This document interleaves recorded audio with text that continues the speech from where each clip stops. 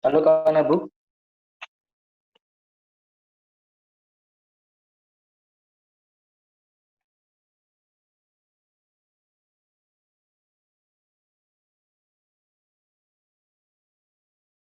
Oke. Halo Mbak Nana. Bisa kita mulai Mbak? Oh iya boleh.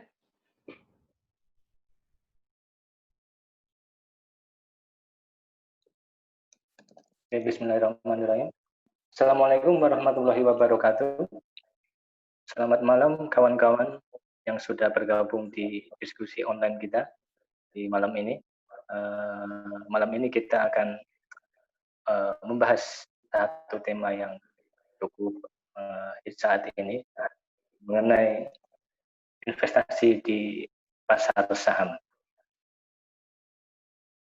Di tema kali ini, malam ini, mungkin sebelum kita bicara jauh ke sana, saya ingin mengingatkan kembali kepada teman-teman, kawan-kawan yang sudah bergabung untuk berperan serta mengisi polling sudah ada di chat.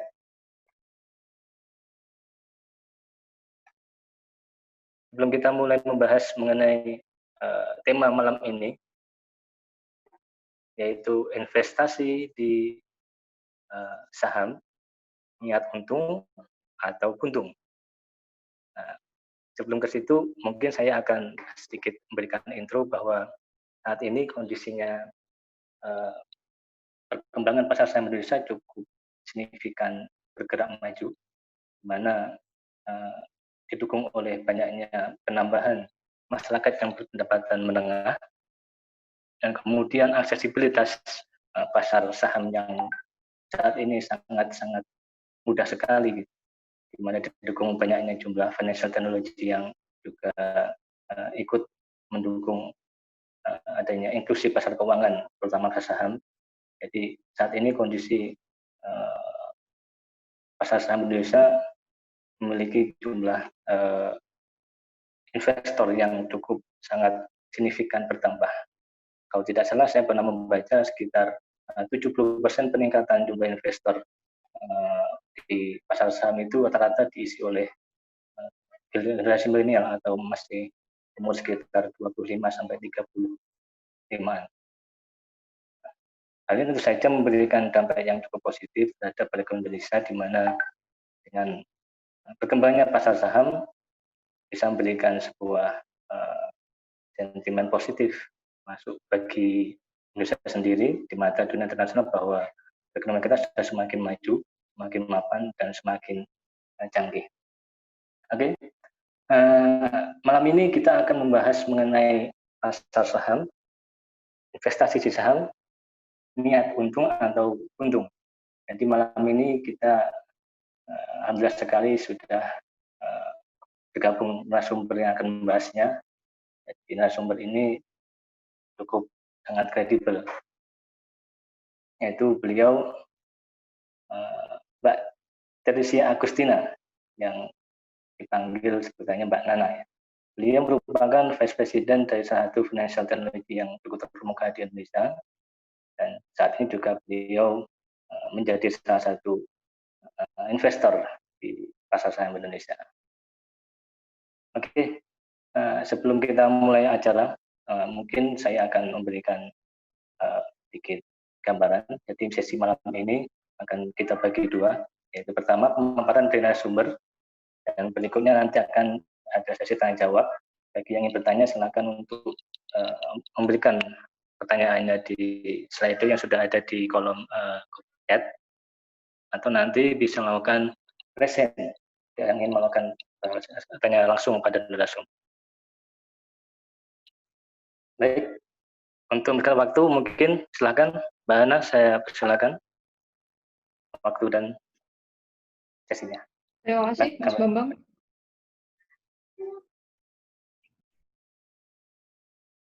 Oke, selamat malam teman-teman. Join lagi mungkin kalau yang kapan hari itu udah pernah join. Ini menyambung beberapa topik yang kemarin ya, termasuk financial planning. Jadi tadi intro dari Mas Bambang juga dengan meningkatnya partisipasi di pasar modal gitu ya, dan meningkatnya juga in general investasi di kalangan milenial gitu. Jadi aku kira penting untuk kita mulai belajar basic investasi, terutama di saham, apalagi kemarin on recent occasion kan ada rame-rame gitu ya, mulai dari Joska, kemudian jadi yang mungkin eventnya membuat teman-teman yang belum terlalu paham finansial atau belum pernah mulai investasi atau tadinya niat investasi saham jadi takut lagi gitu mungkin karena ada rame-rame kemarin gitu. So jadi event ini ditujukan supaya kita bisa belajar sama-sama gitu. Bisa next. Nah, jadi first of all disclaimer dulu, nama saya Nana, tadi udah di intro sama Mas Bambang. Main job saya di peer-to-peer lending, jadi not exactly di saham. Mungkin ada beberapa teman-teman yang join di sini mungkin yang udah lebih expert dari saya untuk invest sahamnya. Jadi hari ini saya mau share pengalaman saya sebagai newbie investor gitu, yang juga masih belajar juga. Jadi nanti kalau misalkan ada teman-teman yang sudah ilmunya lebih katam dari saya untuk soal saham, boleh juga menambahkan kalau misalkan ada informasi yang lain gitu. Next. Nah, jadi seperti yang saya bilang, ekspektasi dari sharing session ini yang pertama poinnya adalah edukasi. Jadi artinya memberikan literasi finansial terutama terkait dengan investasi saham supaya nanti teman-teman yang mau memulai atau yang sudah memulai nggak kena tipu-tipu oknum-oknum jahat gitu. Kemudian yang kedua, investasi itu apa gitu ya. Jadi pemahaman mengenai pentingnya investasi dan juga prinsip dasar investasi. Terus baru nanti kita masuk ke main topiknya which is saham.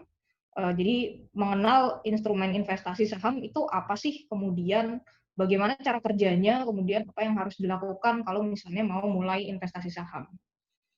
Next. Nah, investasi nomor satu. Investasi itu kalau menurut internet adalah kunci orang kaya tuh makin menjadi kaya gitu. Karena kalau tidak investasi akan susah buat kita untuk mencapai istilahnya apa ya, kemerdekaan finansial gitu. Next. Nah, jadi investasi itu buat apa sih? Nomor satu, yang paling utama menurut saya investasi itu supaya nggak miskin gitu ya. Jadi uang yang kita punya sekarang itu supaya berkembang gitu ya ke depannya, kita jadi nggak khawatir lagi dengan ketidakcukupan finansial. Yang kedua, supaya tidak menjadi beban bagi keluarga atau sanak saudara dan anak cucu. Jadi kalau ada teman-teman yang kapan hari ikut eventnya Mas Bambang juga yang sharing mengenai financial planning di Sandwich Generation, salah satu yang bisa membuat kita keluar dari sandwich generation atau at least membuat kita tidak membebani anak cucu kita untuk menjadi sandwich generation adalah dengan investasi. Gitu. Kemudian yang ketiga, supaya akhirnya bisa kaya. Gitu. Jadi this is my own personal prinsip gitu ya. Jadi investasi itu tidak untuk mencari kekayaan. Kekayaan itu sebagai hasil dari investasi gitu. Tapi objektifnya yang pertama adalah supaya nggak miskin dan supaya yang kedua supaya nggak jadi beban gitu. Next. Nah, kenapa sih kalau dibilang biar nggak miskin gitu ya nomor satu? Jadi kalau dalam dunia ekonomi itu ada yang namanya inflasi. Inflasi itu penurunan nilai uang terhadap nilai barang. Jadi definisi inflasi itu setiap tahun barang-barang mengalami kenaikan harga sehingga uang yang kita punya di sekarang ini bulan ini itu daya belinya berkurang kalau kita lihat kita beli barang di 2 atau 3 bulan ke depan. Gitu. Jadi ini menurut data dari BI per 2019 laju inflasi 2019 itu per bulannya sekitar 3%. Jadi ini kalau dibaca misalnya di Januari 2019 kita punya uang 10 juta, nilai uang 10 juta kita itu turun by the time kita sampai di bulan Desember, itu uang kita secara jumlah tetap 10 juta, tetapi kita hanya mampu beli barang senilai 6 juta. Jadi ada penurunan nilai uang atau kemampuan daya beli compare to kenaikan harga yang ada gitu. Makanya kalau teman-teman tahu setiap tahun selalu ada buruh yang berdemo untuk menaikkan gaji.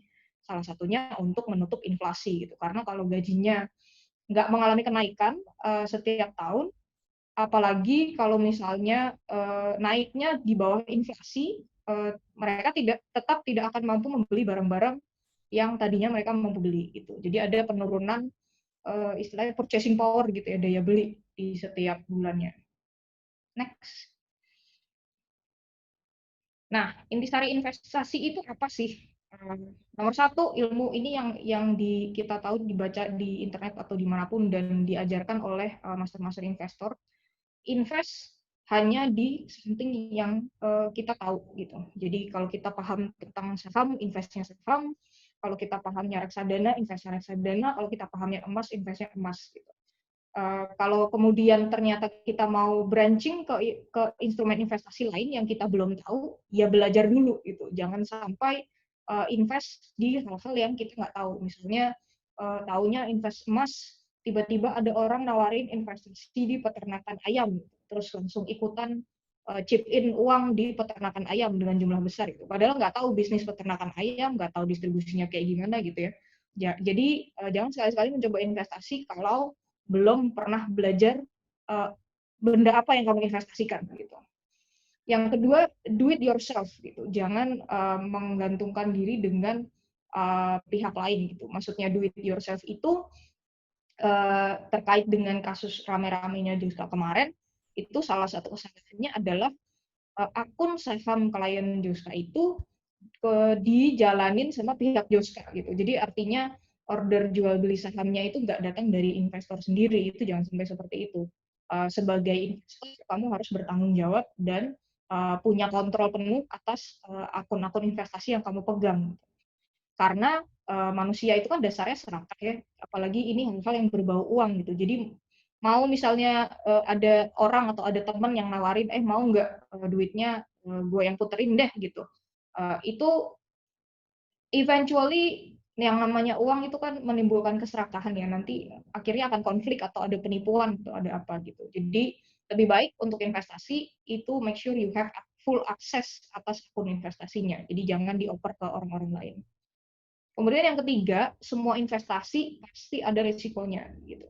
Tidak ada investasi apapun yang bisa ngeklaim kalau investasi ini nggak mungkin rugi, itu nggak ada. Bahkan reksadana pun selalu ada klaim bahwa ini tuh ada risikonya gitu.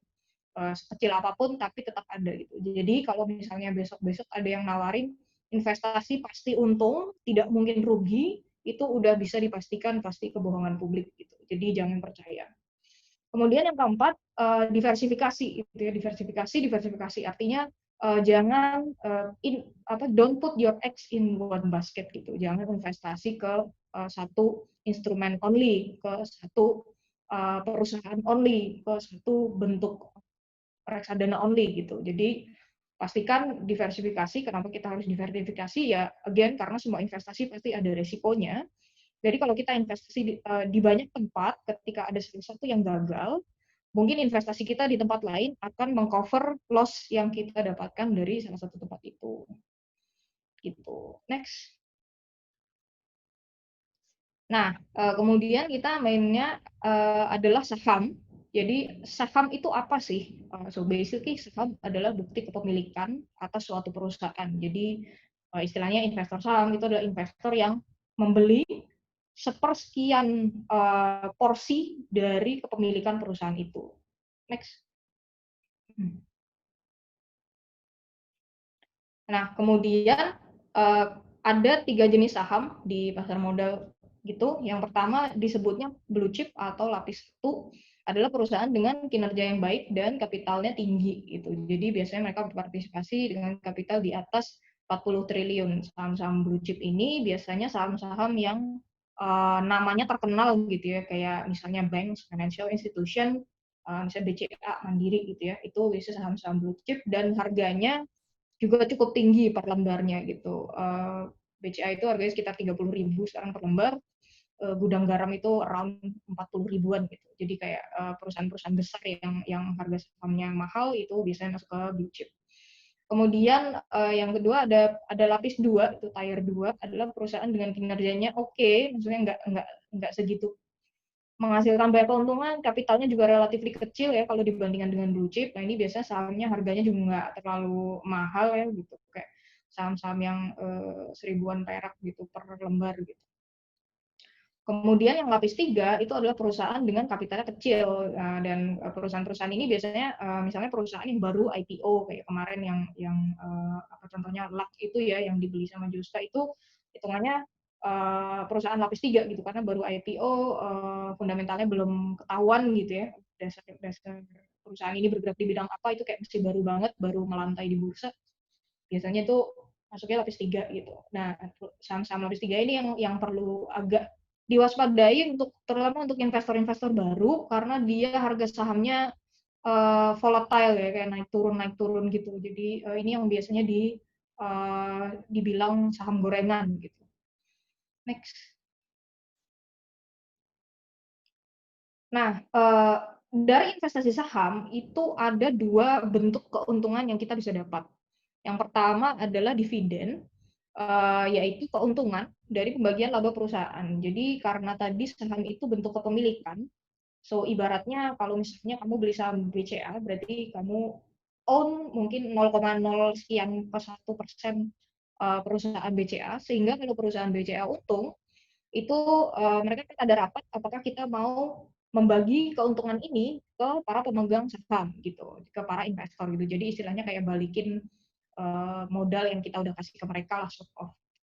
Kemudian yang kedua adalah capital gain, yaitu keuntungan dari penjualan kepemilikan saham itu tadi gitu. Jadi ketika kamu sudah merasa harga sahamnya cukup oke dan sudah profit, kamu bisa menjualnya itu. Jadi ketika dijual, capital gain yang kamu dapat itu selisih antara harga kamu beli saham itu dibandingin sama harga kamu jual. Gitu. Next. Nah, dividen itu kayak tadi ya udah dibahas, dividen adalah keuntungan dari pembagian laba perusahaan. Next. Nah, karakteristiknya dividen itu cocok untuk investasi jangka panjang gitu. Jadi kalau misalnya kamu memang berencana untuk menggunakan uangnya dalam waktu 10 tahun, 20 tahun lagi gitu ya, atau di atas 5 tahun gitu. Itu lebih disarankan untuk membeli membeli saham-saham yang menghasilkan dividen banyak. Kemudian dua itu ada potensi menghasilkan passive income. Gitu. Kenapa? Karena dividen ini dibagikannya setiap tahun gitu. Jadi tiap tahun akan ada rapat umum pemegang saham dari masing-masing perusahaan, di mana sebagai investor saham kamu akan dapat undangan sebenarnya ke rapat itu. Jadi waktu pertama invest saham tuh dan dapat undangannya kayak ngerasa penting banget gitu. Kayak wah ini part of owner of saham misalnya BCA gitu ya. Jadi kayak wow, di invite gitu untuk datang, bisa datang juga. Kemudian akan ada keputusannya berapa untung yang akan dibagikan ke masing-masing investor. Dan karena itu setiap tahun biasanya, kecuali marketnya lagi jelek banget gitu ya, jadi bisa dimanfaatkan sebagai passive income. Kemudian besar profit yang diperoleh itu tergantung dari besar kepemilikan saham gitu. Kalau misalnya kamu beli cuma satu lot saham BCA gitu ya mungkin untungnya paling berapa ratus perak kali ya atau berapa puluh perak tergantung dia harga per lembarnya berapa ketika ditentukan dividennya gitu. Terus yang kelima cocok untuk saham-saham yang blue chip. Biasanya saham-saham blue chip itu juga membagikan dividen gitu, tapi tidak semuanya sih. Cuman most of the time mereka bagiin dividen biarpun perusahaan yang kayak kualitasnya paling bagus belum tentu perusahaan yang ngebagiin dividen paling banyak gitu. Jadi harus ngelihat di profil perusahaannya, mana perusahaan-perusahaan yang membagikan dividen banyak. Ada juga ya perusahaan yang nggak terlalu blue chip gitu ya, maksudnya yang harganya relatively low, oke lah gitu. Performanya oke, perusahaan terkenal, tapi dia bagi dividennya berani gitu. Jadi kalau misalkan mau targeting untuk cari dividen, harus research mana perusahaan yang membagikan dividen besar. Next. Nah, pros dan cons-nya apa untuk nyari saham-saham dividen ini? Pro-nya resikonya relatif kecil, again karena semua investasi ada resiko, jadi ini apalagi saham yang terkenalnya high risk high return gitu. Jadi resikonya relatif kecil ini dalam skalanya sebagai investasi saham ya. Kemudian nggak perlu standby untuk monitor pergerakan harga. Saham-saham blue chip itu harganya relatif stabil karena performa perusahaannya memang kuat. Jadi mungkin harganya naik turunnya ya 200 perak gitu, atau bahkan less than 100 poin itu juga bisa gitu. Dan naik turunnya tuh mungkin bisa dilihatnya in months, years gitu ya, bukan yang jam 9 harganya berapa, jam 11 harganya berapa gitu. Not hourly basis gitu. Kemudian lebih mudah untuk pemula karena yaitu seperti sort of saham yang perusahaannya bagus, itu performanya kan pasti bagus gitu ya. Jadi kayak harganya fluktuasinya relatif sedikit, chance untuk pemula dapat untung dari pembelian saham ini tuh lumayan gitu. Cons-nya modalnya banyak karena saham-saham blue chip itu mahal gitu, kayak BCA yang tadi saya bilang per lembar 30 sekarang. Gudang garam per lembar 30-40 ribu, kemudian HM Sempurna itu per lembar juga mahal-mahal gitulah, dan itu harganya per lembar ya. Kalau investasi saham kan kita belinya per 100 lembar per lot. Jadi kayak kalau BCA satu lembarnya 30 ribu, berarti satu lotnya kan 3 juta gitu. Jadi kayak beli satu lot doang itu udah 3 juta sendiri gitu. Jadi modalnya banyak. Kemudian butuh waktu lama ini in terms of mendapatkan passive income yang sesuai gitu ya sama yang modal yang kita keluarkan gitu. Kayak kita nge-build untuk bisa dapat passive income yang decent itu waktunya lama gitu. Next. Nah, ini mungkin simulasi bodoh-bodohan gitu ya, kalau terkait dividen. Jadi ketika kita beli 240 lot saham Bank Mandiri, ini harga kalau nggak salah Kamis, per lembarnya itu Rp5.700. Jadi modal belinya itu 138 juta. Nah, karena tadi saya di depan bilangnya saham blue chip itu cocoknya untuk investasi jangka panjang, jadi kemarin ngitungnya 240 lot itu dalam waktu 5 tahun gitu. Jadi sebulan kita belinya itu 4 lot lah kira-kira. So jadi sebulan kita keluar 2,3 untuk beli saham BMRI, assuming harganya stay the same, biarpun nggak mungkin ya, pasti naik turun dari bulan satu ke bulan berikutnya. Perolehan dividennya ketika kita mempunyai 240 lot saham dengan harga dividen 300 perak per lembar, ini harga dividen 2019 kalau nggak salah, itu cuma 7 juta. Jadi kayak setiap bulan kita quote unquote ngeluarin uang 2,3, tapi dalam 1 tahun karena dividen itu tahunan dapatnya cuma 7,6 juta gitu. So again ya, ini instrumen cara invest dividen yang digunakan untuk long term gitu, as in 5, 10, 15, 20 tahun gitu. Kayak by the time punya 240 saham gitu ya, 240 lot, misalnya di akhir tahun kelima, terus stop beli, maka kamu nggak perlu ngeluarin apa-apa lagi untuk dapat pendapatan tahunan sesuai pembagian dividennya gitu. Jadi ini long game banget mainnya kalau ngejar dividen. Next. Nah, catatan penting terkait saham-saham blue chip ini, karena pergerakan harganya nggak volatil, ada chance dia relatif mengalami kenaikan setiap tahun. Tapi bukan jaminan ya, karena market itu unpredictable, jadi kita nggak bisa state bahwa pasti untung, nggak bisa juga gitu. Tetap ada chance kayak COVID gini kan, kemarin terjunnya juga dalam banget itu, termasuk saham-saham blue chip juga terjunnya dalam banget. Jadi ada teman-teman yang main saham blue chip kemarin juga ruginya gede juga gitu. Yang kedua, nilai per lembarnya bisa naik atau turun gitu ya, sesuai kondisi pasar. Kayak tadi di simulasi yang tadi kan bilang nilai per lembar pas di pembagian dividen itu 350 untuk BMRI. Itu tuh setiap tahun tuh beda-beda, terserah perusahaannya. Jadi ada waktu itu yang aku lihat 2 tahun yang lalu dia bagian saham harga 50 per lembar. Bagian dividen harga 50 per lembar. Terus berikutnya dia bagiin dividen harga 200 gitu ada. Tapi ada juga yang misalnya 2 tahun lalu baginya 300, terus tahun berikutnya dia baginya 99 perak per lembar, itu juga ada gitu. Jadi not exact value dan exact calculation gitu ya. Itu tergantung kebijakan masing-masing perusahaan. Kemudian kalau saran personal adalah jangan cuma beli satu saham blue chip gitu ya, supaya perolehan dividennya seimbang gitu. Jadi ngumpulin beberapa saham yang menghasilkan dividen. Ada yang modalnya relatif murah kayak BMRI tadi kan per lembar saya 5.700 gitu ya. menghasilkan 300 perak dividen gitu. Ada juga yang mungkin modal belinya per lembar 2.000, tapi dividennya bisa 200 atau 300 perak juga gitu. Jadi kayak instead of keluar duit buat beli saham yang harganya 5.000 per lembar, mendingan keluar duit buat beli saham yang 2.000 per lembar, assuming dividennya more or less the same gitu. Kemudian dalam jangka panjang penjualan saham blue chip ini bisa menghasilkan capital gain yang tinggi gitu karena harganya relatively stabil dan most of the time mengalami kenaikan. Jadi kayak misalnya beli BMRI sekarang harga 5.700, nanti di 5 tahun ke depan mungkin harganya udah nggak segitu. Kayak BCA itu sekitar berapa ya, mungkin 3-4 tahun yang lalu harganya rata-rata 20 ribuan kayaknya. Kemudian these days harganya rata-rata 30 ribuan. Jadi it's a 10,000 increase per lembar saham yang kamu miliki gitu.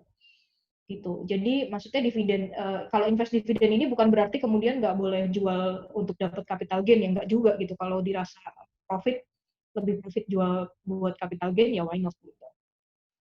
Next. Nah, sekarang kita mau discuss capital gain, which is keuntungan dari jual kepemilikan saham. Next. Nah, berbeda dengan capital gain, berbeda dengan dividen, kalau capital gain itu cocoknya untuk investasi jangka pendek. Jangka pendeknya ini benar-benar bisa by hours doang, bisa by minutes, bisa juga seharian atau mingguan atau bulanan gitu. Nah, ini potensi keuntungannya jauh lebih besar daripada dividen gitu ya. Kalau untung gitu, potensi kerugiannya mungkin juga jauh lebih besar daripada dividen gitu. Untungnya bisa per jam, hari, atau bulan.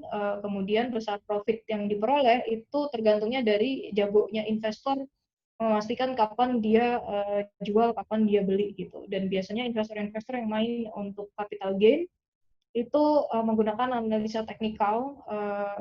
Jadi needs more knowledge dan needs special pembelajaran gitu ya untuk bisa analisa teknikal, untuk bisa memastikan oh ini sebenarnya bakal naik atau bakal turun gitu. Kemudian ini lebih cocoknya untuk saham-saham lapis 2 atau lapis 3 gitu tadi, saham-saham yang harganya relatively kecil dan memang naik turun di day to day-nya. Next. Nah, pros and cons-nya apa? Pros-nya profitnya besar, terus bisa dilakukan dengan modal kecil. Modal kecil ini as in misalnya ada saham yang lumayan oke, kayak sahamnya Garuda itu harganya cuma 200-an perak per lembar. Jadi kalau misalnya beli 1 lot itu kan modalnya cuma berapa tuh? 20.000 ya. Jadi kayak modalnya bisa kecil banget gitu, tapi ya again kalau modalnya kecil ya of course untungnya kayak ya kecil juga gitu. Kemudian cepat balik modal, lagi-lagi kalau jago jual dan belinya. Kemudian cons-nya adalah ini butuh waktu gitu ya, kayak karena butuh standby untuk memantau harga. Jadi buat orang teman-teman yang kerjanya full time di kantor mungkin tidak cocok, kayak buat saya gitu nggak cocok karena need to work on full time job. Kemudian perlu analisa teknikal, ini cons-nya adalah buat investor pemula gitu ya. Kalau misalnya investor baru mulai, disarankan sih lebih aman untuk main di blue chip gitu. Karena memang perlu analisa yang mendalam gitu. Meskipun disediakan ya di beberapa aplikasi yang menjual saham itu menjelaskan analisa teknikalnya, tapi it's too complicated untuk dipelajari investor baru. Kemudian resikonya jauh lebih besar daripada dividen gitu. Ya profit besar, kalau loss juga besar juga gitu. Next. Nah, simulasi mudahnya kayak gini nih. So, kemarin itu lihat ini based on my own portfolio ya. Jadi beli 20 lot saham Garuda tanggal 3 Agustus. Harga per lembarnya 228 pada waktu itu. Jadi modalnya 456.000. Di tanggal 6 Agustus itu dia harganya naik jadi 258. Jadi ada selisih 30 perak antara harga beli dan harga jual. Dan dijual jadi dapatnya 506.000.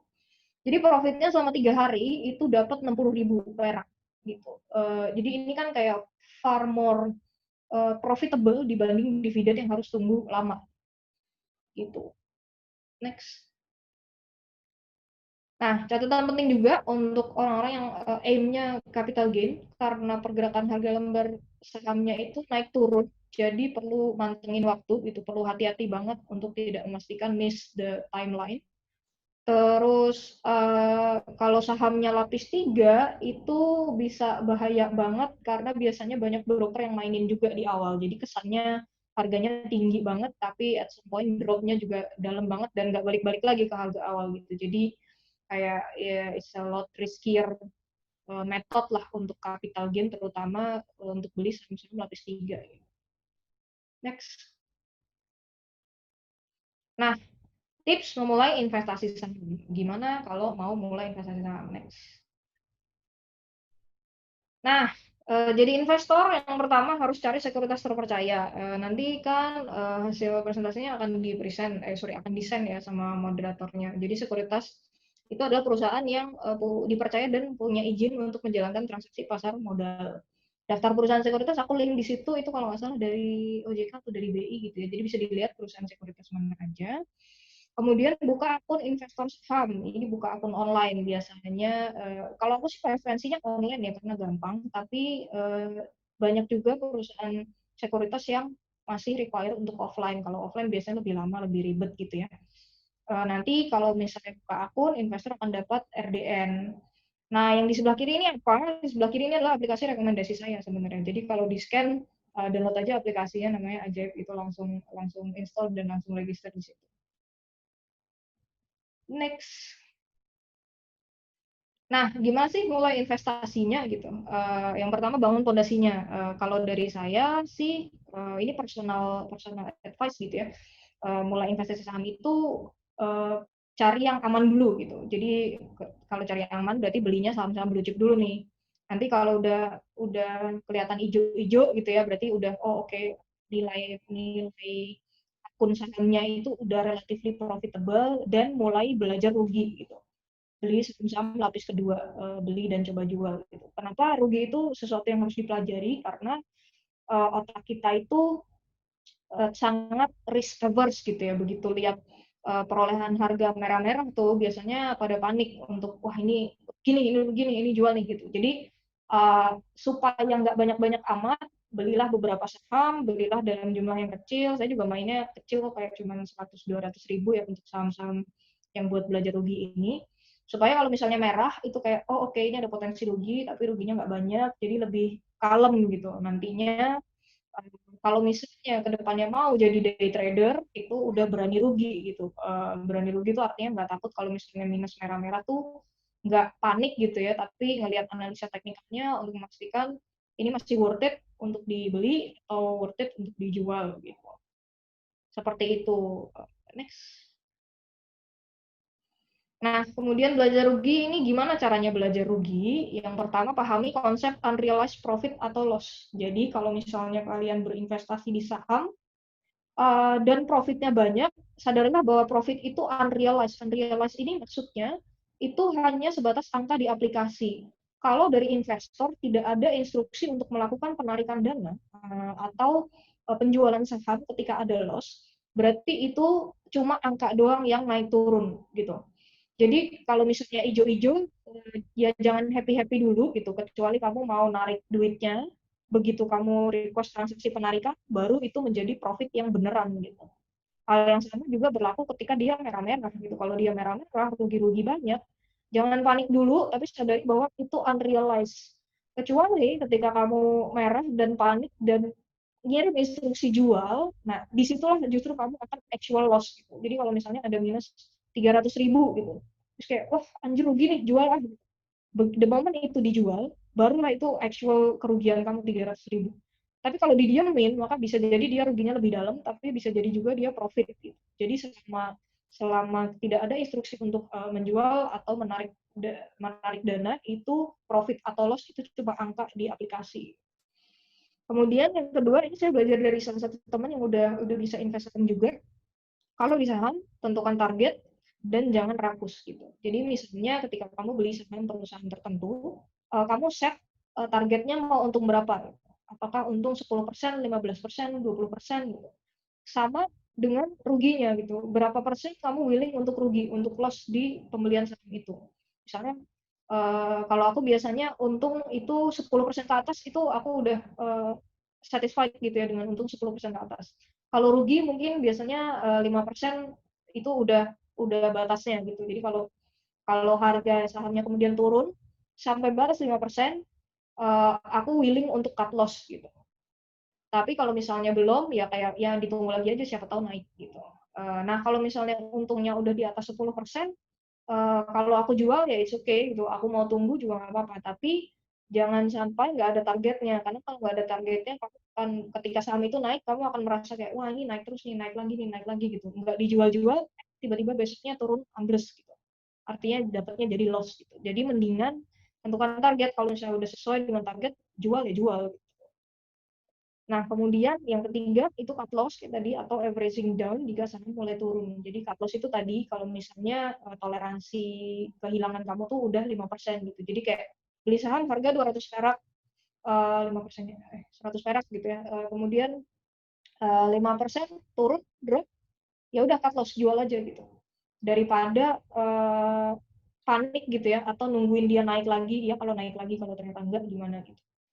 Atau averaging down. Jadi averaging down ini misalnya kamu beli saham A dengan harga per lotnya 200 perak, kemudian besokannya harganya turun jadi 150. Kan berarti kamu ada rugi 50 perak tuh. Tapi instead of kamu ngejual, kamu beli lagi yang 150 gitu. Belilah lebih banyak yang 150.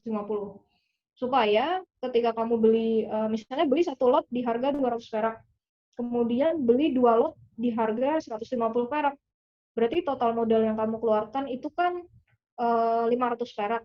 500 perak dibagi dengan 3 lot yang sekarang kamu punya gitu. Jadi rata-rata modalnya itu harga harga modalnya menurun ketika kamu membeli lagi saham dalam kondisi dia harganya lagi turun gitu. Next. Nah, ini last quote dari Robert Kiyosaki, autornya Rich Dad Poor Dad. Jadi, doesn't matter how much money you make, yang penting berapa banyak yang bisa disimpan, dan gimana caranya uang itu bisa kerja buat kamu, jadi kamu nggak kerja buat uang. So, in a way, money works for you by providing compound interest gitu. Jadi, kayak gimana caranya bikin investasinya itu berbunga terus gitu. Jadi, menghasilkan penghasilan meskipun kamu tidak directly manage investasinya. Gitu guys, kalau dari saya sharingnya. Nah, sekarang Oke, terima kasih Mbak Nana, pemaparannya cukup lengkap sekali mengenai investasi saham. Buat teman-teman yang mungkin masih awam mengenai investasi, Mbak tadi cukup sangat lengkap dari dasar mengenai bagaimana cara investasi saham, dan kemudian saham-saham apa yang mungkin bisa kita mulai untuk berinvestasi. Oke, sebelum saya mulai untuk sesi tanya jawab, saya ingin ingatkan pada kawan-kawan bahwa diskusi daring ini direkam, di-recording oleh panitia dan di-upload melalui channel YouTube, bisa di-search di Fortimapelar online discussion. Jadi bagi kawan-kawan yang mungkin tadi gabungnya telat atau mungkin belum sempat, bisa nanti mungkin di lain waktu melalui channel YouTube yang sudah saya sampaikan tadi, Fortimapelar online discussion. Baik, Mbak Ana, kita mulai lagi ya sesi tanya jawabnya. Tapi sebelum ke kawan-kawan, saya ingin menanyakan beberapa hal ya Mbak Nana. Silakan. Boleh nggak nih? Oke. Boleh dong. Mungkin Mbak Nana bisa jelasin sebenarnya apa yang menjadi perbedaan atau interest point bagi kawan-kawan seperti kita, generasi milenial yang masih baru-baru, masih awam mengenai saham ini, harus invest ke saham gitu, dibandingkan dengan mungkin invest di aset yang lain, mungkin seperti emas atau yang lain, mungkin tanah atau mungkin yang lain lah. Mungkin saya jelaskan, Pak. Oke, thank you Mas Bambang. Jadi kalau ini aku jawabnya personal preference ya, karena sejujurnya ketika kamu mau mulai menginginkan berinvestasi, pertanyaan pertama yang harus dijawab itu, kamu itu mau investasi buat apa gitu? Apakah mau buat jangka pendek, kebutuhan yang kamu butuhkan dalam 2-3 minggu lagi gitu ya? atau mungkin cuma 1-2 tahun, atau mungkin kayak masih ya udahlah ntar aja misalnya buat persiapan uang pensiun gitu yang masih jauh mungkin 20 tahun lagi gitu. Nah, ketika kamu sudah tahu tujuan investasinya apa, saham ini menawarkan performa yang bagus, paling bagus di antara instrumen lain, asal ditahan dalam waktu yang lama gitu ya. Jadi saham ini ada grafiknya sebenarnya yang menyebutkan bahwa ketika investasi saham and itu di hold for at least 30 years, 20-30 years, itu performanya jauh lebih bagus daripada misalnya reksadana atau deposito atau emas bahkan. Jadi emas itu meskipun harganya stabil, dalam 30 tahun ke depan itu ya harganya stabil as in 30 tahun yang lalu dan 30 tahun ke depan itu relatif sama segitu. Sementara kalau saham bisa naik performanya 100-200% dalam 30 tahun. Jadi kalau misalnya ditanya plus poinnya untuk bikin tertarik investasi saham, ya of course nomor satu profitnya gitu. But then again harus bisa sabar untuk tidak terjun apa ya tidak terjun ke dalam jurang main saham gorengan yang akhirnya mengakibatkan ruginya juga banyak gitu. Kalau dari saya sih seperti itu yang menarik gitu. Kemudian yang kedua, karena sekarang ini saham itu dengan banyaknya aplikasi online yang beredar, mereka mulai meringankan modal awalnya gitu. Kalau dulu terkenalnya mau buka akun saham itu paling nggak minimal 10 juta. Perusahaan sekuritas itu biasanya 10 juta atau at the very least 1 juta. Nah, kenapa tadi saya sempat share juga di presentasi salah satu aplikasi yang saya pakai, karena dia nggak ada minimalnya sih practically gitu. Minimalnya ya tergantung harga sahamnya itu sendiri. Kalau kamu beli saham satu lotnya 200.000 ya berarti minimal modalnya 200.000 gitu. So meaning dengan modal 200.000 which is relatif kecil untuk modal investasi, itu kamu bisa dapat profit yang lumayan oke gitu dan lumayan besar. Kalau dari saya sih seperti itu timbangannya. Oke, Mbak Nana. Jadi mungkin bisa saya simpulkan kalau saham itu berarti interest point-nya di profit. Ya, semua namanya invest juga pasti di profit kan. Tapi yang pasti tadi dari penambahan tadi mengatakan bahwa saham sangat profitable bagi kita yang mungkin mau mendapatkan profitnya di mungkin setelah kita pensiun atau masa-masa menjelang tua lah gitu lah. Di umur 40 ke atas gitu, 10 tahun, 15 tahun ke depan mungkin bisa menghasilkan nilai yang sangat tinggi gitu. Ya. Baik, saya akan kembali pada kawan-kawan yang sudah bergabung. Jika ingin bertanya silakan klik link di chat yang sudah di-share melalui Slido atau langsung ingin tanya langsung bisa melakukan raise hand.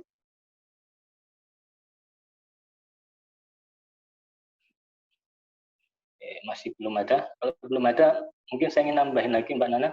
Saya juga ingin mungkin apa namanya. Tadi saya kayaknya sih mungkin ada yang ini apa namanya, ada yang ketinggalan tadi. Mungkin ada satu istilah lot tadi kan gitu. Mungkin bagi kawan-kawan yang belum paham, lot itu satu saham, beli saham itu satu lot gitu. Lot itu mungkin jumlah saham. Jadi informasi saja, satu lot itu sama dengan 100 lembar saham. Jadi bagi kawan-kawan yang masih belum tahu saham, kalau ingin investasi di saham, kawan-kawan atau ingin membeli satu saham tertentu, mungkin mau beli sahamnya BRI atau Gudang Garam atau apa itu, minimal kawan-kawan harus membeli saham satu lot. Satu lot berarti 100 lembar. 100 lembar berarti per lembarnya saham harga 2.000. Berarti kawan-kawan harus menyediakan uang senilai sekitar Rp200.000.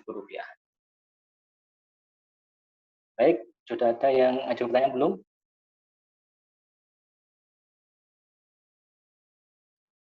Oke, sudah ada yang raise nih. Silakan, Mbak Selvi. Iya, selamat malam, kawan-kawan. Selamat malam. Malam.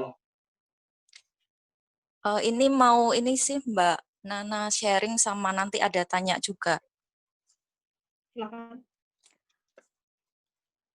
Ya, ini kan judulnya newbie buat apa namanya pelajaran saham.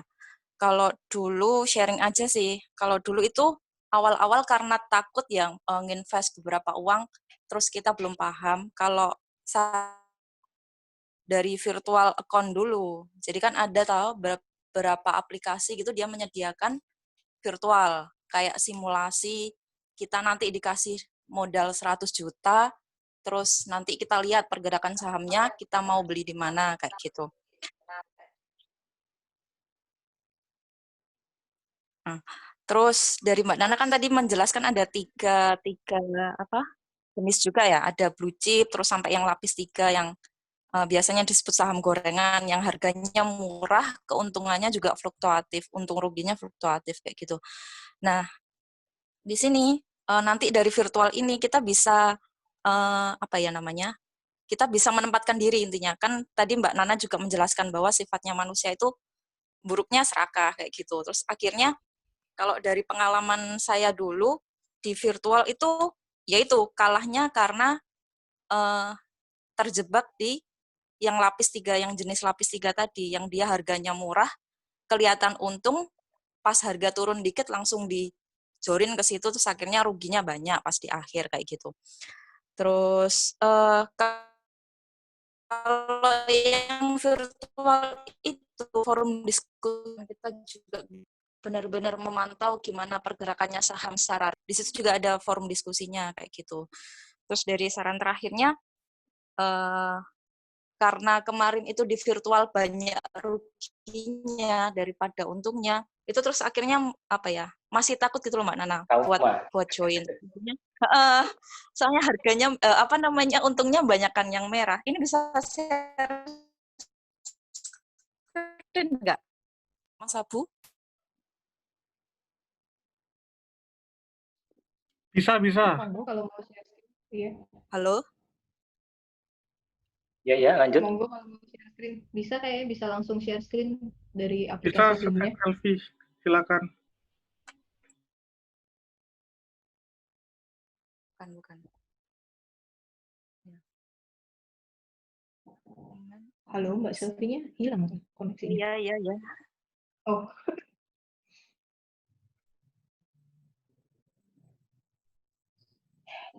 Muncul nggak? belum, Mbak. Belum muncul, Mbak Selvi. Belum bisa berarti. Coba lagi. Gimana? Coba lagi. Mungkin sambil menunggu Mbak Selfie, jadi tadi benar sih ada beberapa sekuritas yang menyediakan akun virtual gitu ya, karena namanya akun virtual itu istilah buat belajar untuk terutama untuk trader ya yang rencananya mau jadi trader. Tapi personally experience saya sama akun virtual itu nggak terlalu bagus soalnya gitu kayak saya pernah coba itu untung terus di virtualnya gitu. Saya jadi mempertanyakan ini beneran nggak sih gitu, apakah semudah ini gitu. Toh pada kenyataannya ternyata ya memang tidak semudah itu gitu, tapi ya ruginya juga predicted loss juga sih sebenarnya. Nah ini Mbak Selfie-nya kembali.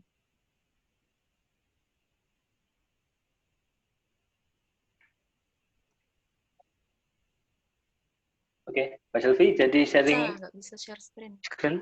Nggak bisa ya? Karena dari handphone ya mungkin, atau perlu dari laptop share screen-nya.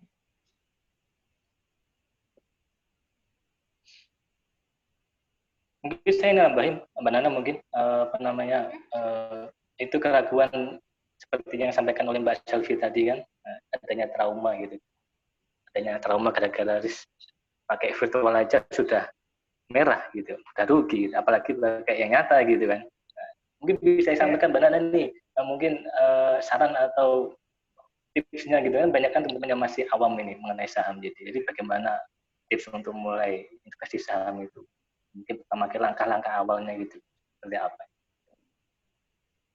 Kalau dari saya sih secara personal waktu kemarin mulai invest itu memang menargetkan untuk punya saham BCA gitu. Kayak saham BCA tuh something yang uh, apa ya perusahaan yang udah terkenal solid banget gitu ya. Jadi memang modal awal ya investnya di BCA gitu. Kemudian kebetulan karena kemarin marketnya juga lagi turun kan karena COVID, jadi saya bisa masuk di harga yang relatively murah untuk harga BCA gitu.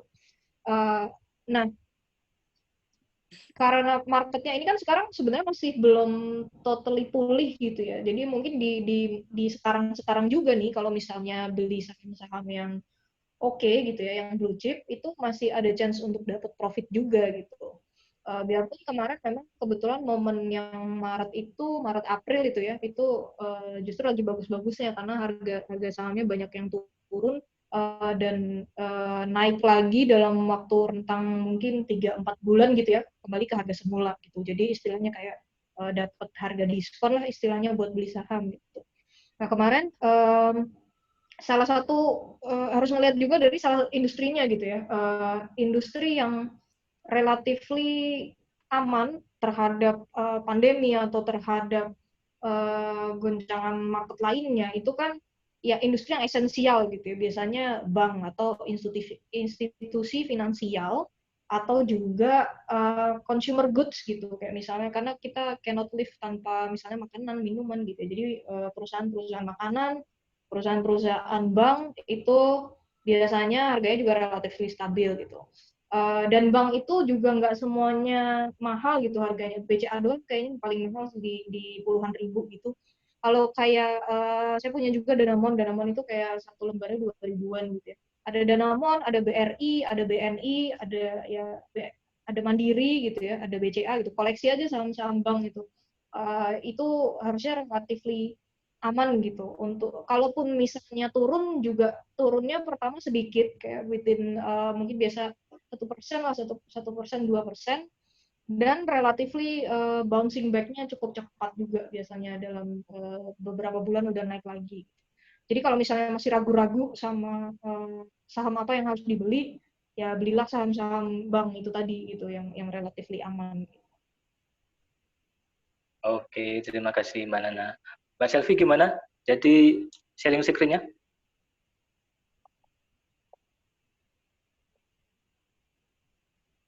Halo? Mbak Selvi? Sepertinya terputus nih. Oke. Iya, mungkin koneksinya putus. Oke, baik. Kita lihat mungkin ada sudah melakukan pertanyaan di slide itu.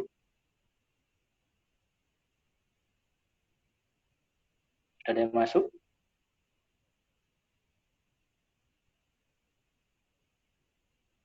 Oh, oke. Bentar. Bagi yang resen sebentar ya.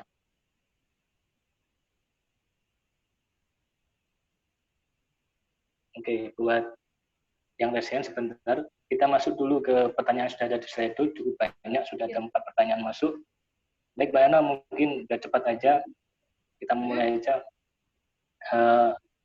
Yang pertama, ini ada menanyakan berapa banyak perusahaan yang bisa kita beli, Mbak, ini sahamnya gitu. Terus kemudian bagaimana saya tahu perusahaan tersebut memang bisa dimiliki umum? Oh, oke. Silakan, Mbak Ana. Jadi semua transaksi yang dilakukan di pasar modal itu artinya perusahaannya bisa dimiliki umum gitu ya. Jadi kalau ada istilah tadi, ketika perusahaan itu melakukan IPO, IPO itu artinya initial public offering atau melantai di bursa saham. Jadi ketika kamu daftar ke sekuritas atau join lewat aplikasi yang menjual saham, kemudian mencari saham di situ, berarti itu saham perusahaan yang bisa dimiliki oleh umum. Jadi kalau ditanya berapa banyak perusahaan yang bisa kita beli, sekuat modalnya aja ini Mas atau Mbak gitu. Kalau modalnya banyak bisa beli semua perusahaan yang ada di IDX gitu ya. Kalau Indonesia kan indeks sahamnya namanya IDX gitu ya. Nah itu any kind of company ada di situ. Kemudian yang tadi saya lupa menyebutkan untuk yang tadi misalnya kalau bingung mau invest di perusahaan apa, ada juga indeks-indeks saham yang disediakan oleh bursa efek gitu ya. Jadi ada IDX 30 gitu, IDX 30 itu isinya saham top 30 gitu. Jadi kalau misalnya bingung ini perusahaan apa ya yang bagus gitu, cari aja indeks-indeksnya gitu. Biasanya IDX 30 itu yang top 30 perusahaan, isinya ya biasa BCA, Sampurna, Gudang Garam gitu, yang gede-gede. Kemudian ada IDX High Div 20 itu artinya perusahaan-perusahaan yang dividennya besar, tulisannya HIDIV 20 gitu. Top 20 company yang dividennya besar, cari aja perusahaannya apa, kemudian mau beli yang mana gitu. Kemudian ada kalau nggak salah Kompas 100 itu top 100 perusahaan menurut Kompas gitu. Jadi kalau misalnya bingung, carinya yang ada di indeksnya gitu supaya nggak terlalu banyak effort untuk analisa gitu. Begitu Mas atau Mbak Anonimus? Oke, baik. Terima kasih Mbak Ana jawabannya. Yes. Mungkin kita balik aja ke yang tadi udah resen nih. Udah Oh iya. resen. Oke, tadi ada benar, bukan saya salah. Ada siapa nih? Mas Irginata Akil. Irginata Akil, silakan. Monggo Mas. Ya, terima kasih atas kesempatannya. Saya ingin bertanya, saya kurang tahu ya, tadi sudah dijelaskan apa belum, saham blue chip itu yang market cap-nya berapa, itu minimal berapa gitu. Tapi kalau setahu saya, kalau menurut saya, saham blue chip itu yang market cap-nya minimal 50 triliun kan ya. Salah satunya langsung to the point aja, saham BRPT. Nah, terus tadi dijelaskan kalau saham blue chip ini tingkat volatilitasnya rendah, jadi nggak volatil banget gitu. Harganya nggak fluktuatif banget. Terus saya mau tanya nih, saham BRPT tadi yang sudah saya sebutkan sebelumnya, awal Juli itu harganya 1.100 berapa gitu, dan sekarang pada penutupan bursa kemarin itu harganya 800 sekian per lembar sahamnya. Nah, saya mau tanya, kenapa saham blue chip yang seharusnya nggak volatil banget, nggak fluktuatif banget, kok bisa tak turun sejauh itu? Dan entah kemarin saya salah lihat atau enggak ya, beberapa hari lalu itu saham BRPT sempat ARB beberapa hari. Entah itu benar apa enggak, atau saya yang salah lihat, itu kenapa ya? Karena tadi sebelumnya dijelaskan kalau saham blue chip ini nggak fluktuatif banget. Terus saya juga sempat lihat saham-saham emiten-emiten yang satu subsektor dengan BRPT kayak TPIA, Aneka Gas itu TPIA malah nggak turun jauh-jauh banget, atau tadi naik saya kurang tahu ya. Dan Aneka Gas pun juga gitu. Nah, kenapa kok BRPT ini justru turun jauh banget? Itu pertanyaan yang pertama. Terus yang pertanyaan kedua, di perdagangan saham itu ada yang namanya psikologis pasar. Yang psikologis pasar ini pasti menjelaskan tentang pola-pola di perdagangan saham, di harga-harga saham. Kayak pola bullish itu berarti psikologis pasarnya kayak gini, pola bearish itu psikologis pasarnya kayak gini, bahkan yang sideways pun ada yang namanya psikologis pasarnya, dijelaskan kayak gimana. Nah, saya mau tanya, ada yang namanya pola Elliott Wave yang menggambarkan saham yang bakal naik, yang bisa jadi patokan saham yang bakal naik one bagger atau 10 bagger gitu ya. Nah, saya mau tanya penjelasan psikologis pasar tentang saham-saham yang punya pola Elliott Wave ini bagaimana ya? Terima kasih. Oke, terima kasih. Pertanyaannya sudah cukup advance ini, Tengah. Sepertinya Mas Irginata Akil ini sudah jadi investor saham sepertinya. Jadi sebelum menjawab pertanyaan Mbak Nana, mungkin saya ingin sampaikan pada kawan yang lain. Tadi Mas Akil mengatakan ada TPA, BRPT, mungkin pada bingung apa itu BRPT, TPA.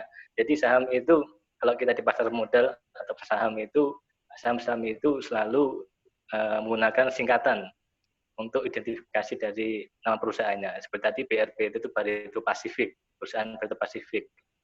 Kemudian TPA itu Chandra Asri Petrochemical, seperti BRI itu BBRI gitu. Jadi biar teman-teman yang mungkin masih awam, biar nyambung lah. Jadi ada pertanyaan mengenai Elliott Wave, kemudian kenapa saham blue chip terusnya nggak fluktuatif tapi kok jadi fluktuatif banget? Silahkan Mbak Nana untuk bisa dijawab. Monggo. Wah, kalau saya seperti tadi di awal presentasi saya bilang kan skopnya si newbie investor nggak bisa jawab sebenarnya. Jadi kalau ada teman-teman yang willing to share juga silahkan. Tapi kalau yang terkait kenapa perusahaan blue chip itu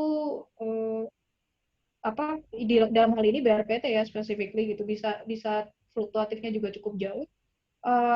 Again ya, market yang hari-hari ini tuh marketnya menurut saya sesuatu yang spesial gitu ya, kayak karena dalam kondisi pandemik dan kita mau seperti sejago apapun analisisnya juga tidak dapat memprediksi pasar gitu. Jadi tetap tetap ada ketidakpastian di situ. Nah, di situ sebenarnya resiko investasi saham itu seperti itu gitu. Tapi kalau misalnya mau lihat sebenarnya si Barito Pacific itu mungkin kalau dilihat year to date atau di 1 year atau 5 years itu ya fluktuasinya masih relatively safe ya kalau menurut saya gitu. Uh, Cuman ya gitu kalau kalau ditanyanya sekarang kondisi marketnya sendiri memang agak-agak spesial gitu ya kalau saya bilang gitu. Kalau yang Elliott Wave-nya, mohon maaf Mas, saya nggak belum punya ilmunya ke situ sih. Mungkin kalau ada teman-teman lain yang lebih paham dan mau share, saya persilakan. Oke, cukup, Mbak Nana. Itu jawabannya. Mas Akil mungkin ada bisa jelas dengarkan jawaban dari Mbak Nana. Jadi mungkin teman-teman yang lain ada tanya ini, ada lihat wave itu apa gitu kan. Wave itu satu teori dalam analisa teknikal saham. Saya juga belum begitu paham juga, cuma tahu-tahu aja gitu. Nah, saya sendiri juga nggak begitu terlalu teknis, maksudnya bukan investor yang day trader lah gitu. Kalau technical alert wave itu memang digunakan sebagai untuk analisa trennya dari gerakan saham melalui bentukan grafik dari candlestick-nya saham itu. Mungkin seperti itu. Cuma kalau saya menjelaskan juga nggak begitu paham juga gitu. Itu Mas Agil ya, mohon maaf. Berikutnya, oke, sebelum Mbak Selvi sudah bisa nyambung. Sebentar ya Mbak Selvi. Mungkin Mas Apu tolong ke slide dulu. Sudah ada beberapa yang ini ngantri tanya. Kasihan tuh. Tadi muncul tadi screen share-nya. Oh, oke. Ya. Oke, kita masuk ke slide dulu. Pertanyaan berikutnya ini Mbak Nana. Tadi di presentasi dijelaskan kalau mau investasi short term baru dilakukan analisis teknikal. Kalau long term, apakah tidak melakukan analisis ini ya? Silakan Mbak Nana. Kalau sepengetahuan saya, kalau long term itu yang dilakukan adalah analisis fundamental. Jadi lebih ke perusahaan ini bergeraknya di bidang apa, industrinya apa, pemegang sahamnya siapa gitu. Jadi semacam sustainability perusahaannya sendiri gitu. Tapi kalau misalkan short term, ya akan heavily di technicalnya gitu analisanya gitu. Karena short term dia nggak terlalu quote unquote peduli ya dengan sustainability perusahaan gitu, kayak yang penting cuan aja dalam waktu dekat gitu. Kalau long term lebih berat di fundamental karena melihat investasinya apakah akan survive dalam 20-30 tahun lagi gitu. Nah, itu tadi teman saya yang lebih jago main sahamnya memberikan informasi kalau teknikal ya tetap perlu dianalisa gitu, tapi mungkin tidak seprominent kalau mau short term investment gitu. Oke, jadi gitu jawabannya. Kalau technical mungkin lebih sedikit berguna, relevan kalau ini sebagai investasi yang short term atau jangka pendek itu. Tapi untuk jangka panjang juga nggak nafikan juga bahwa analisis technical juga perlu juga gitu sebagai bagian dari pertimbangan kita untuk analisis gitu. Oke, tadi kembali ke Mbak Selvi, silakan tadi ingin share screen-nya.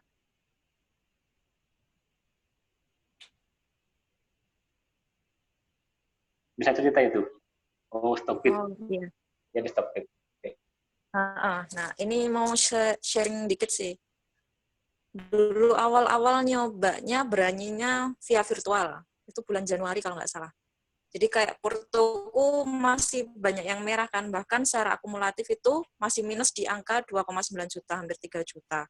Kayak gitu. Jadi ini sharing sih. Awal-awal itu benar-benar akhirnya memutuskan berani buat nyoba itu ya awalnya dari virtual ini. Bisa tahu pergerakannya gimana. Terus akhirnya tahu kalau misalnya resiko paling tinggi yang di saham gorengan yang apa ya? Yang kemarin sempat jadi jebakan di Joska juga itu yang sahamnya LAK kalau nggak salah. Itu kan naiknya dikit, turunnya langsung banyak ya, kan. LUJK. Ya, LUJK.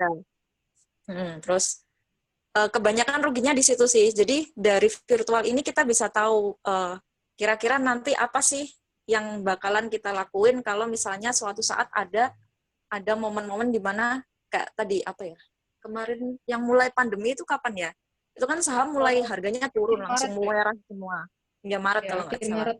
Iya. Akhir Maret itu kan sahamnya mulai merah semua. Nah, itu akhirnya kita tahu kan apa sih langkahnya, apa emang harus dijual rugi dengan rugi sedikit daripada nanti harus rugi lebih banyak atau disimpan aja dulu.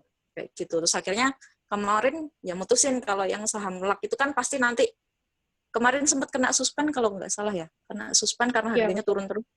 Nah itu kan akhirnya ya mending jual rugi daripada nanti akhirnya ruginya lebih banyak. Tapi untuk di saham-saham tertentu mending dipertahankan. Kayak ini kan BBCA, terus ada United Tractor yang masih angkanya masih hijau-hijau.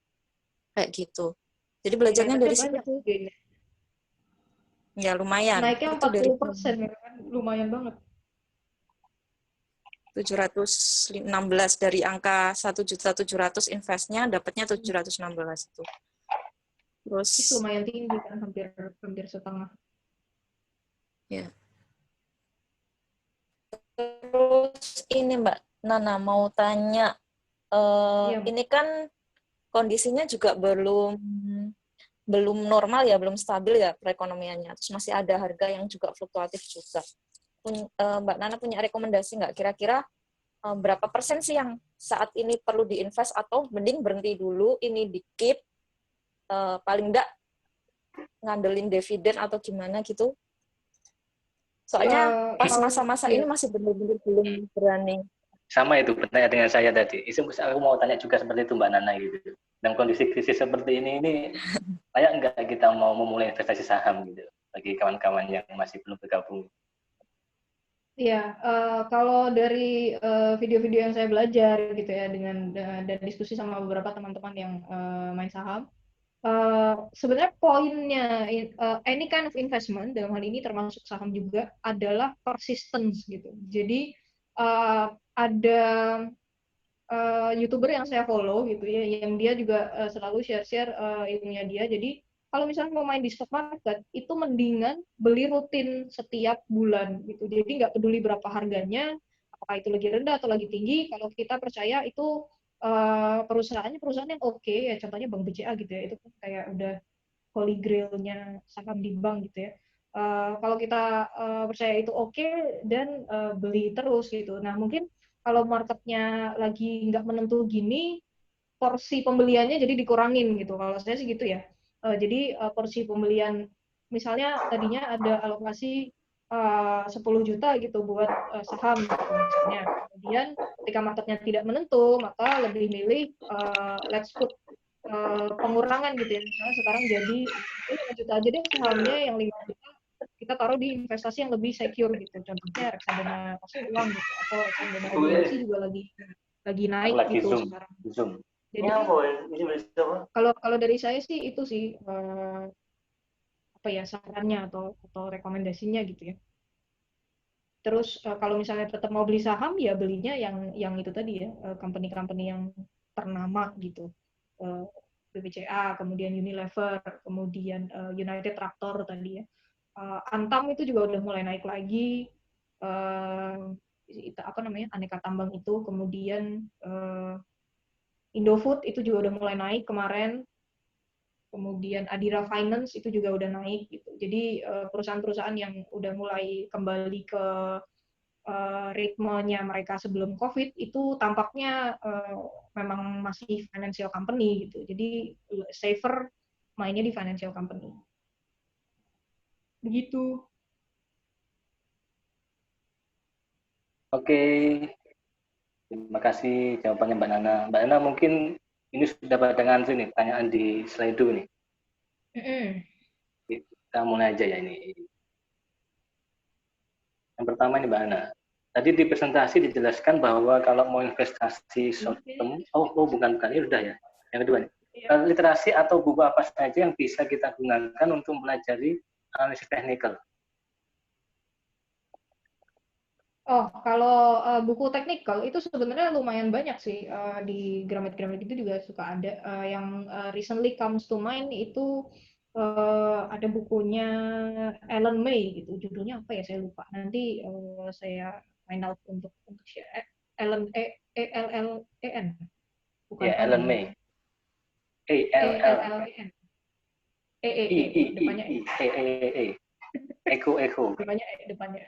Nah, nah dia juga mengeluarkan buku yang untuk trading saham gitu. To be honest, untuk trading saya ilmunya belum begitu banyak ya, karena memang maunya lebih banyak ke dividen dan lebih fokus ke passive income gitu. Jadi kalau untuk trading belum terlalu jago-jago juga di situ gitu. Tapi mungkin ada yang ini apparently kayak top books yang known buat para trader gitu ya. Jadi silahkan dicoba.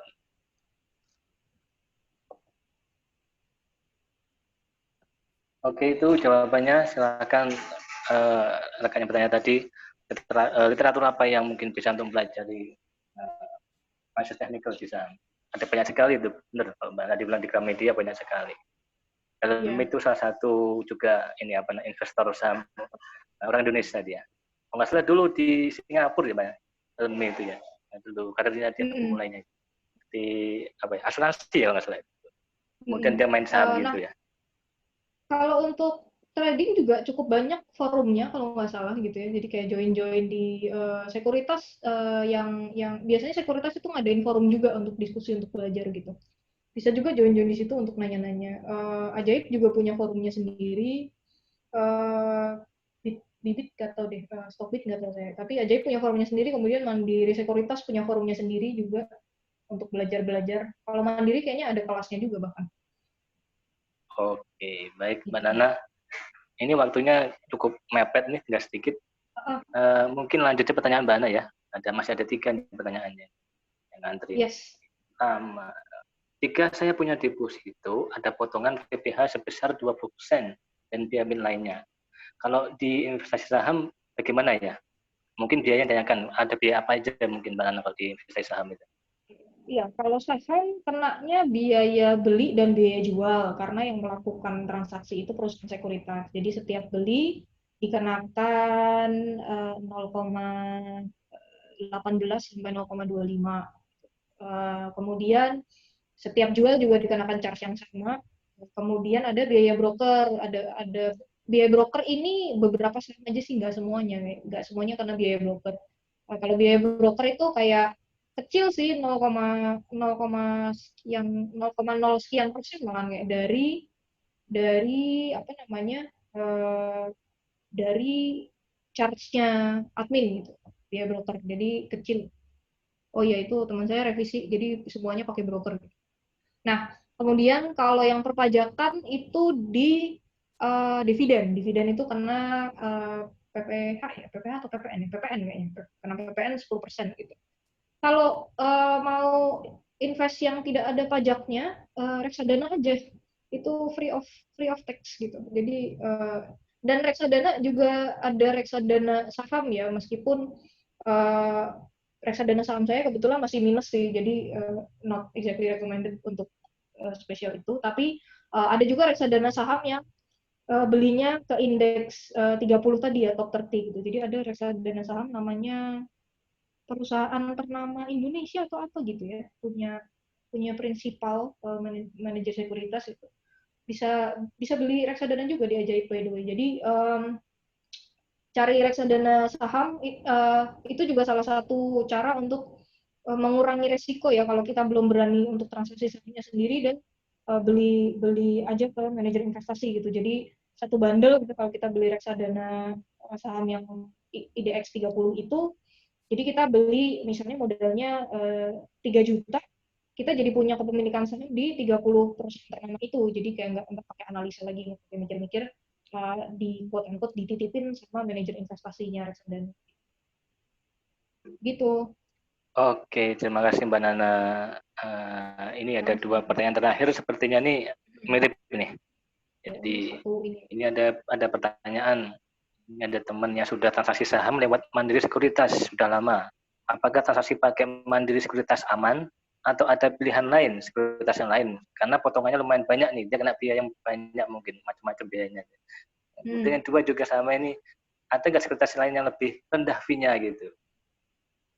Oke, silakan Mbak Ana. Oke, iya. Nah, kalau apakah aman atau tidak? Of course aman ya, Mandiri Sekuritas itu kayak salah satu yang udah agak lama gitu ya, selain Indo Premier atau Mirai gitu. Jadi kalau ditanya aman sih aman gitu. Kalau masalah biaya, nah itu kenapa tadi saya juga sempat rekomend di slide untuk pakai aplikasi Ajaib, karena Ajaib saat ini termasuk yang biayanya paling rendah kebetulan gitu.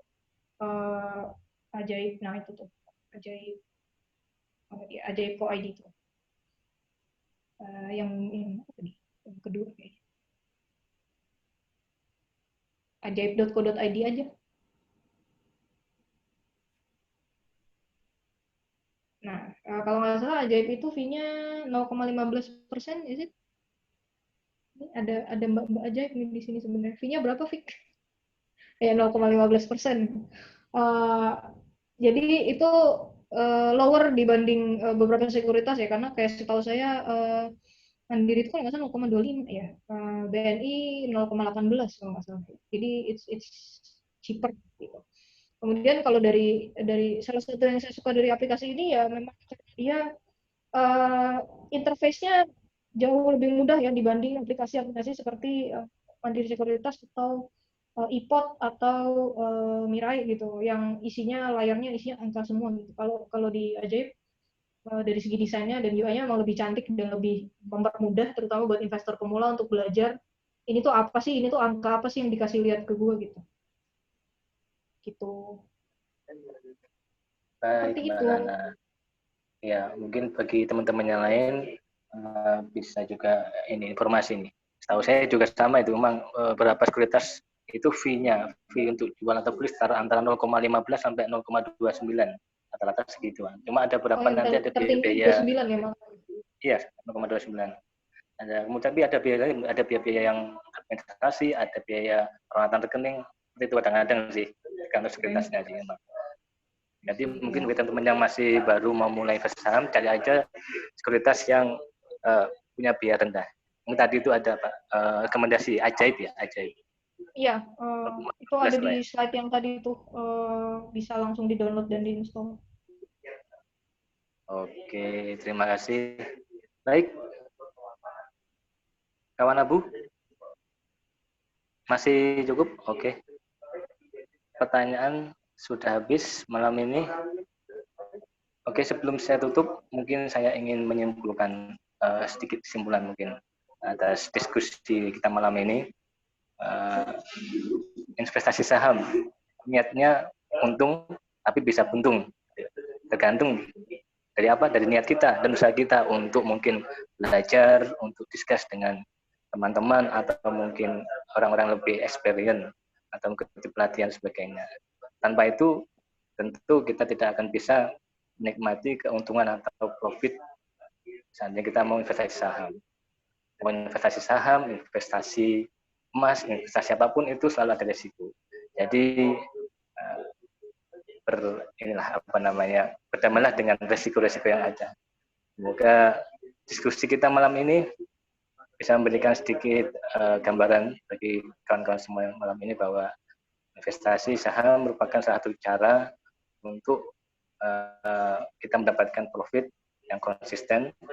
Dan sekali lagi, dan disclaimer-nya, jangan sampai kita ikut atau percaya dengan omongan atau saran dari orang atau teman-teman yang bisa menetapkan keuntungan saham 1% berapa persen gitu, itu pasti bohong sekali. Oke, Mbak Ana mungkin ada yang mau sampaikan sebagai kata penutup? Kalau dari saya sih nggak ada sih. Di slide-nya mungkin yang nanti akan dibagikan ada akun Instagram saya. Kalau misalkan mau follow atau mau nanya-nanya boleh.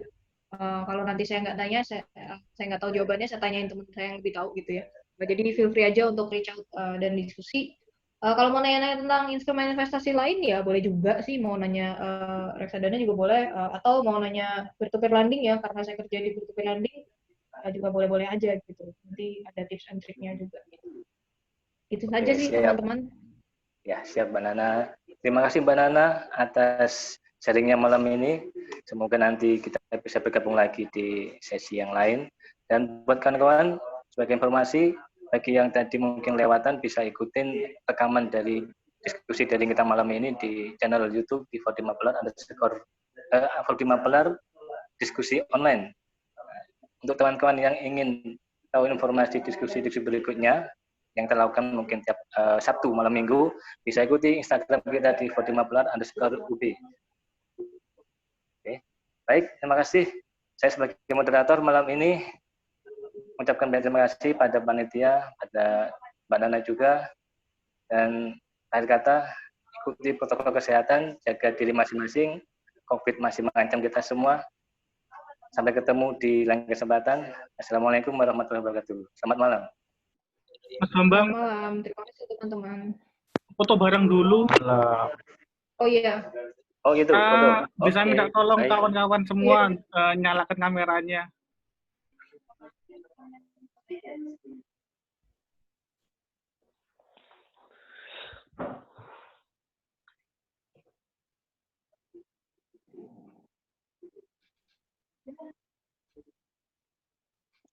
Hitung Bu.